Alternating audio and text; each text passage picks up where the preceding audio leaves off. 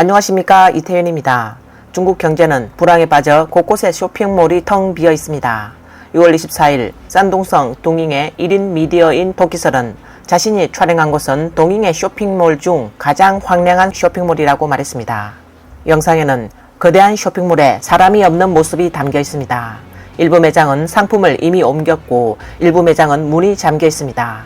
산둥성 칭따오 출신 네티즌 슈라는 최근 칭따오 카니발 하이센스 플라자를 촬영했다는 영상을 올렸는데 이 쇼핑몰은 직원 수만큼 손님이 많지 않았다고 합니다. 그녀는 이래서 어떻게 사장님들이 돈을 벌 수 있겠는가 라고 말했습니다.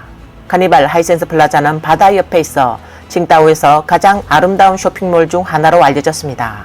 쇼핑몰의 건축 면적은 14만 제곱미터가 넘고 위치가 매우 좋아 고급스러운 쇼핑몰 중 하나입니다.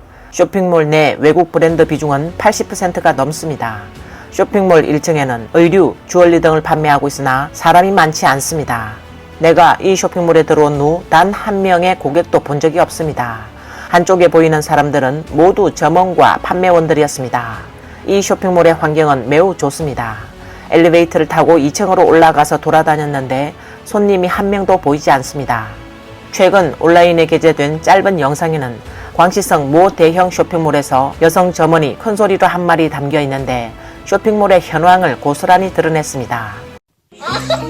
老板，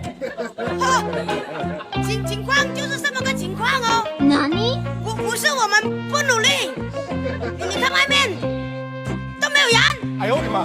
再看看里面，都是自己人。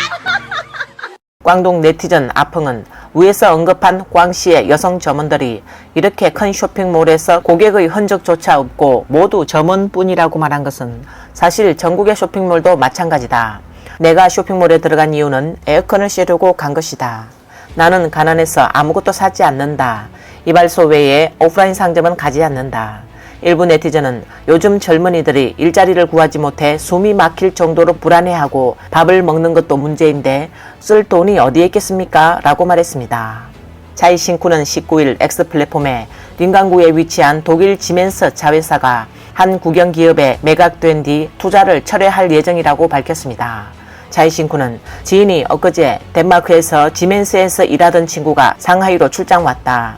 그가 묵고 있는 호텔 맞은편 카페에서 모두 함께 회식하며 이야기를 나누었는데 지멘스 친구가 이번에 부하 몇 명을 데리고 상하이에 와서 일을 처리하는데 바로 린강에 있는 지멘스를 국영기업에 매각하고 지멘스는 중국에서 완전히 철수하는 일이다 라는 문자를 보냈다고 말했습니다. 이 친구는 지멘스만 떠나는 게 아니라 지멘스로 먹고 살던 상류, 하류, 공급업체 등 8개 외자 기업이 지멘스를 따라 철수했다고 밝혔습니다. 지멘스의 품질관리 원칙은 중국 현지 공급업체의 대체 부품을 절대 사용하지 않는 것으로 지멘스는 외국 기업의 산업 공급망을 가져온 것으로 이해됩니다. 지멘스의 린강 공장 완제품은 양산항에서 직배송됩니다. 예전에는 항구 지역으로 통하는 도로에 컨테이너 트럭이 쉴 새 없이 드나들고 무드 컨테이너가 산더미처럼 쌓여 끝이 보이지 않았습니다. 현재 도로에는 컨테이너 트럭이 한 대도 없고 컨테이너 야적장은 텅 비어 있으며 양산항은 조업이 보이지 않아 거의 폐허가 됐습니다. 지멘스가 떠나는 이유는 2022년 전염병으로 인한 상하이 도시 봉쇄와 러시아 우즈벡 전쟁, 하마스 공격 이후 세계 정세의 발전이 중국에서 경영하는 모든 산업에 불리하게 작용했기 때문입니다. 오늘날 중국을 떠나길 거린다면 내일은 전 세계를 잃게 될 것이기에 지멘스는 중국을 떠나기로 했다고 합니다. 차이셴쿠는 외국 자본 철수는 이제 보편적인 현상이라고 말했습니다. 중국의 경제 침체와 간첩 방지법 시행 때문에 대규모 외국인 투자 철수가 발생했습니다. 지난해 일본 캐논, 한국 삼성 등 세계 유명 기업 10개가 중국에서 철수했습니다. 미국 하드디스크 업체 시게이트는 이보다 앞서 2017년 세계 최대 생산기지인 수저우 공장 폐쇄를 발표하고 전 직원에게 2개월치 보상금을 지급했습니다. 시게이트의 공식 발표에 따르면 이번 수저우 공장 폐쇄는 시게이트의 글로벌 전략 조정의 일환으로 컴퓨터 시장 수요 부진과 HDD 하드디스크 출하량의 급격한 감소가 큰 배경이라고 설명했습니다. 정말 그럴까요? 미국 기업인 시게이트는 2003년부터 수저우에 설립되어 14년째 운영됐습니다. 그런데 왜 떠날까요?